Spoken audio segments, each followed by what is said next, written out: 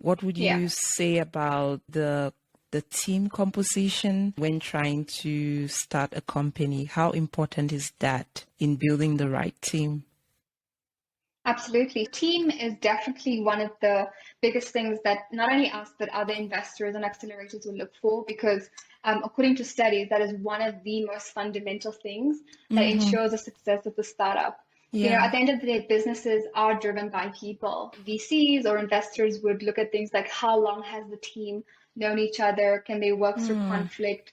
Do they have complementary skills? For example, if I'm a hard tech scientist who's unable to negotiate, do we have someone who's more sales, business dev, who's able to inspire people? It's not necessarily about one person being able to do it all. I think we put pressure on entrepreneurs to be everything. They must have deep domain expertise. They must have all the networks. They must be able to speak well. Where in fact, what we're looking for is complementary skill sets, right? It's quite unfair to expect that one person would be able to do all of it. And the truth is, we know one person cannot do all of it. And I think that's also why a lot of successful startups have more than two co-founders. And that's also one thing that are on the back of the mind of some investors. It's hard to go at this alone. So very likely they'll see, and ask you, why don't you have a co-founder? What are the blind spots that you might have and how are you filling it with your team members? So absolutely, team composition is very important. And especially within the biotech space, right? It's even harder to be a biotech founder. There's a lot of resources on how to be a tech founder, and tech is already hard. But biotech on top of that, it's even harder, right? Because especially in Africa, there's not as many resources to access and say, hey, how did you exit this company? Or how did you create your company? Because we're still figuring it out, right?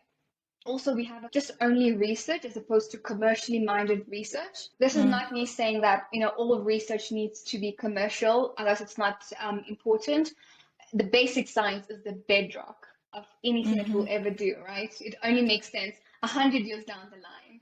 But there's a lot of low-hanging fruits we can really capitalize on. And we have skills that we can capitalize on. We have networks we can capitalize on. We've got great universities. I went to Wits, you went to Stellies.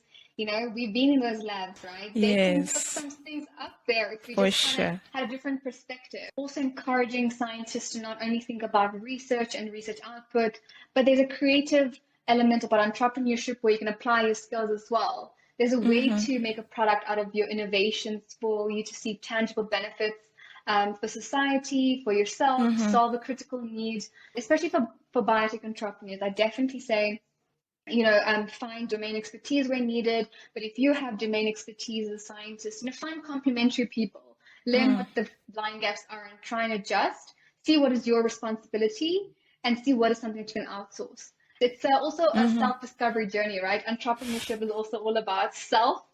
Everything you are saying speaks to self-awareness, because if you're not self-aware, you wouldn't even know what those blind spots are. You wouldn't know what your strengths are, what your weaknesses are, what to look out for in a partner, and that it has to be complementary, not necessarily looking for people to agree with you or people who do things the way you do them, so that there won't be any conflict. I really like that take, and the fact that if you have domain knowledge, also be problem aware. I believe one of the richest things about Africa is that there are no shortages of problems. And so if you will only be creative, you can adapt even things that have worked somewhere else to our context, to our reality, and solve problems in some really meaningful and impactful way, and even ways that could be exported to other places, other markets. So I really love your take on that. I'm curious, on a personal level, you combined the biotech foundation and then you went on to study business, and you are now working with entrepreneurs. What is it that motivates you to go on this journey, to deviate from the normal path of a typical scientist?